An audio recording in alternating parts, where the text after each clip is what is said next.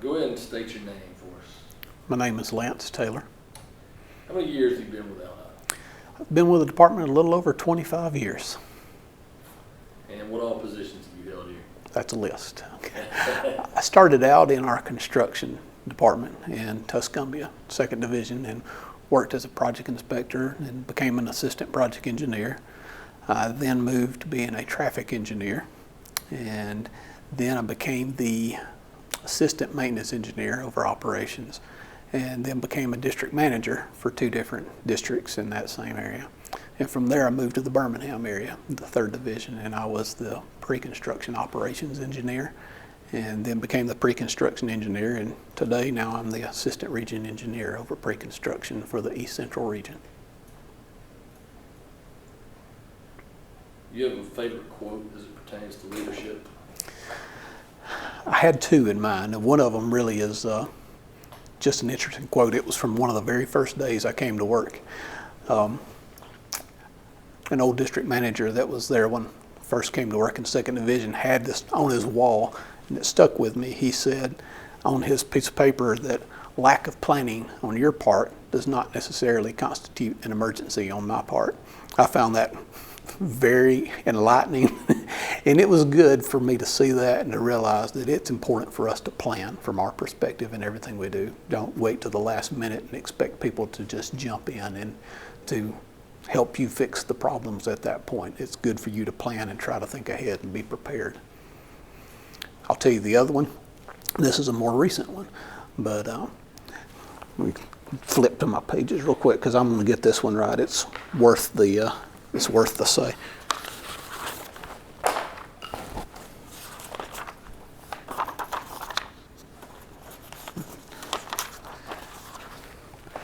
And this actually was a quote Mr. Cooper, our director, gave me one day. He said, "Don't waste your time trying to break the system. There has to be a system. Your job is to learn the system, master the system, and then bend it to your will." And that, again, was very enlightening to think about and realize that our time is best spent on learning how to do our job as best we can. Become proficient at it. Learn the rules of the system. Learn how to make it work the best way you can for the situation you're dealing with. What about a favorite Bible verse? I've got a variety. Now, I guess I have one that, again, see, I don't want to misquote it. My favorite one pertaining to work is going to be Colossians 3:23. Whatever you do, work at it with all your heart, as if you're working for the Lord, not for men. And it's just important to remember that we're not always working just for ourselves. We're here to set an example for others and to show and exemplify Christ in what we do every day in our life.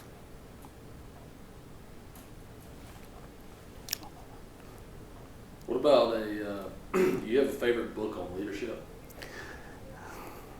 I think my favorite book has really been The 360-Degree Leader by John Maxwell. It has been very good to see and be reminded that we influence people at all levels, no matter what our position may be. We do obviously influence the people below us, but we also influence the people that work alongside us, as well as we can be a positive influence to the people that work above us. So it's been very good to be reminded of that, see that perspective, and see how that we can reach out to others all the way around us in our organization.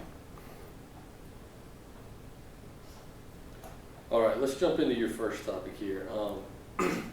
Talk to us a little bit about facilitation and presentation skills. And I want to be careful not to reiterate a lot of the things that I already covered, but there are some important things to go through with that.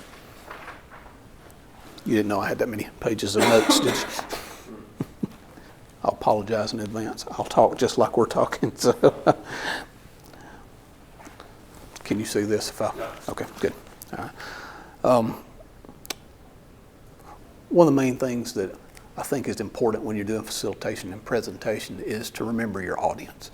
Remember that it's more about them.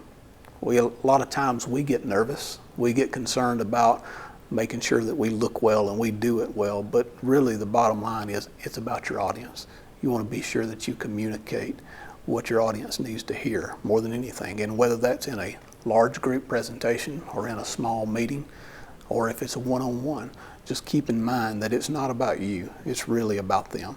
It's about getting that information to them in the best way that conveys it to them, that they understand it, that they grasp it, and they don't lose, I'm almost chasing a rabbit, let me back off of that, but just don't lose perspective on what you're trying to accomplish in whatever presentation you're giving.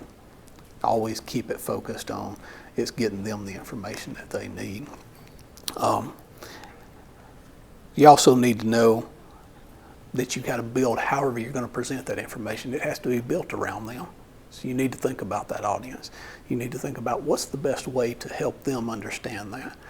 We jokingly say that you don't need a PowerPoint for a one-on-one personnel meeting to explain to somebody, this is how you've been doing things and this is what I need you to change. That's not the appropriate format. So think about how to build the method that you're going to convey that information to them. How are you going to do that? What's the best method of getting that across to them? But also, let your personality show through. A lot of times people think they have to get into a persona when they start to present. They think about, I need to be a certain type of personality to be able to do this. Whether it's a large group and you feel like you need to be very charismatic, that may not be the best thing for the group that you're speaking to. Just let you speak. They want to see you, and they believe it when they see it's you and you're being the same person they always have seen. It's nothing different. It's not fake. It's all about just letting your own personality come through. Talk a few more minutes about things that I have seen in the past about how to build that presentation around people and who your audience is. And I use a lot of examples about when I used to teach a children's church at our church. You would have anywhere from 80 to 100, 120 kids. So you can imagine that's a large group to be dealing with, but you take them in the age range from first grade to sixth grade, and you got to figure out how to convey that. You have to look at your audience the same way, whoever you're talking to. Build the presentation in a way that it makes them understand and grasp what you're trying to do. Don't try to talk above them. If you try to talk on terms, engineering terms that people don't understand in everyday layman's terms, talk that down. You don't want them to not get the message that you're trying to get by trying to come across as intelligent, justifying you being able to give this presentation. That's not the key. Again, it's about them. So conveying that information in a way that they understand, using terms they understand. Don't be afraid to use examples. A lot of times a good example can convey information very well and help them connect what information you're trying to give them or what guidance or instruction you're trying to give them. Give them an example that they can relate to and they can understand. So, if it's a child, it's like raising your child. You're going to give them examples that they can conceive and understand. It makes clear sense to them to help them connect to what you're trying to teach them or instruct them about. So it's the same concept at all levels with that. And you can also, one of the things we talk about in that module in the Leadership Academy is that sometimes you can use props as examples. I could tell stories about that. You probably don't want all that, but there's a lot of stories of ways you can use something that they can relate to. And visually, a lot of times in a presentation, if you give somebody either a clear example that connects with them, or you give somebody a good visual example that they can see, they'll remember that. It'll stick with them, and they'll tend to retain and carry that forward. Let's do that first point you had about knowing your audience. Okay. Roll through that one more time for me, because then we can mash all that together. Okay. I'm going to look through my notes before we start and make sure I got all of it covered. It is important to remember your audience. Remember who it is that you're trying to speak to. Let's back up. Speaking to them in terms they can understand, Knowing who you're trying to convey that to will help you build your presentation around those people. You don't want to speak to a child like you would an adult. You want to speak to them in terms they understand. So it's very important to always build your presentation, how you're going to convey that in a way that is right, at the right level for them. Not to criticize anyone's intellect or not to say someone may not understand it, but we get hung a lot in talking in our own terms with our own coworkers. So talk to that audience the way that they are used to talking to each other. Get into terms that they understand and use on a daily basis. Get into conveying it in a way that's natural communication to them. And it's all about them. It's not about us. It's not about us coming across as intelligent. It's about us coming across as believable. It's about us connecting with the audience.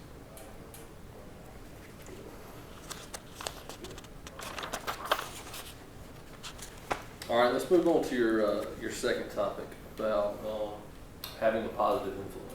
Okay.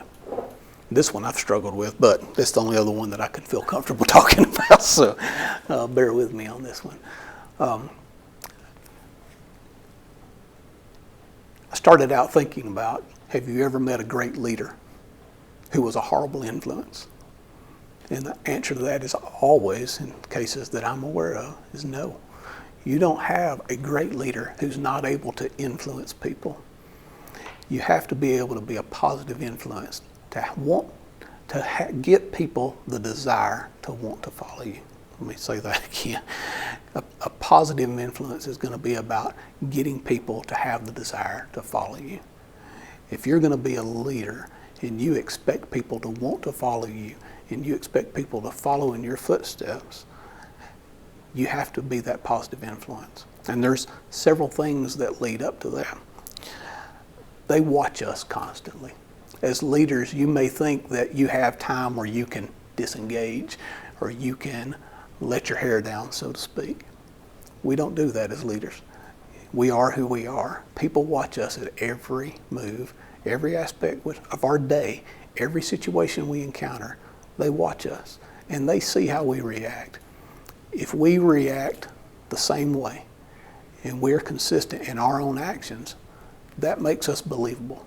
People really believe if I talk about something passionately in a meeting and then I walk out of that meeting and I don't talk passionately about it, maybe I'm talking in a way that's negative about it. Other people see that and I have no credibility in what I said I was so passionate about. So it's important to be consistent in that. I use the example about being a positive influence in that with my wife and children. I want my wife and children to be able to run into me anywhere. It wouldn't matter if I was at home, if I was at work, if I was out with friends, that I'm always the same person. There's never going to be a surprise, a shock about you're very different than what I expected. And as a leader, if you want to be a positive influence, consistency is very important. People want to believe that that is really you, that you really are passionate about that. You really do believe what you're saying. And people can spot it if you can. We can talk a little bit about being a leader from perspective of, as a positive influence, if you want to be a leader, remember that you have to be out front. You can't be behind the crowd pushing. The old saying goes, it's hard to push a rope. Well, you can't expect to be a leader and be behind the crowd pushing everyone forward.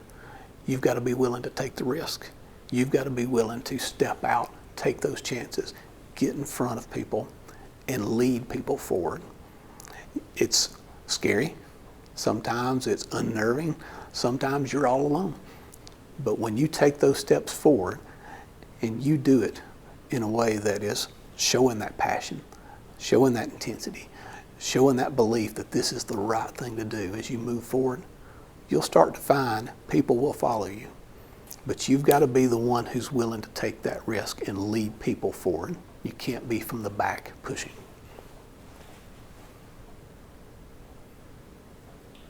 What about, I know, especially with the projects you've been involved in, that you've got some really good stories. Well, what's one story you think that would stick out to these people going through this Leadership Academy? Let me think about that for a minute. There have been some funny stories. There have been some stories that will really almost bring you to tears. I can tell you I've seen situations where in meetings with people, sometimes people get emotional and upset. And I've seen people escalate to the point that I had a lady one time, this just as a side story, this is funny. I had a lady one time and she was very upset. She's very passionate about, she did not want us to do what we're going to do in a project. And I remember her becoming so upset, she started climbing up on top of the table. She was coming across the table to us. And I recall seeing her husband grab her by the arm. And that didn't last long. Let's just leave it at that. People can get passionate sometimes. She cut him back pretty quick and she settled down. But remember, sometimes we do deal with people in some either volatile or very tense situations that they are very passionate, feel very strongly about. And we need to be sympathetic to that. We need to be mindful of that. We need to do things that doesn't escalate that. Try to communicate with those people in a way that diffuses the situation. Don't allow the situation to continue to escalate and grow. That's one quick one, but I'll tell you this one. This is an interesting story, and it'll lead up toward my final thought if we can get that part. But sometimes we may start feeling like what we do doesn't matter. It doesn't really make a difference. We start feeling like a very small piece in a very large organization, and my part doesn't matter. But we need to remember what we do matters to people every day. Whether it's helping someone save a little time to get to work, that makes a difference. Whether it's making it a safe trip for someone, that makes a difference. I had a gentleman that we've been dealing with. He's very sick. He's in a situation where his health is declining. It's costing him a lot of money to have to deal with his health issues. And he was so afraid that he couldn't sell his home because we have a project that's going to buy his home ultimately. But his home was right on the edge, so he wasn't certain, would we buy it, would we not buy it? He was in a position that he couldn't move forward. His life was just put completely on hold, and he was dealing with all these health issues. So he contacted us, and he told us he really needed to know an answer. And it didn't take long. It took a matter of a few weeks. Got everything resolved and found out, okay, we can justify this. This is something we will need to buy your home. He emailed me and told me it took him about an hour from the time that I sent him his email until he emailed back. First thing he said, he apologized in his email because he couldn't type, because he was crying so hard that he couldn't even type, because he was so grateful that we just gave him some relief. We helped him answer his question, and it gave him the direction he needed. So even the simple things, whether it's a small design decision or if it's telling someone we can or can't do something, those things matter to people.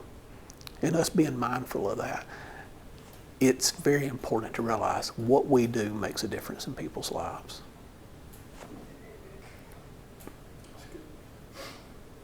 And then, like I said, just a final word of encouragement for these leadership attendees.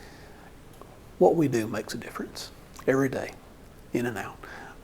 You may again feel like you don't have a big part in this, but every part makes a difference to the people we work for. So be encouraged by the fact that what you do every day is part of a bigger system that makes a big difference in people's lives every day.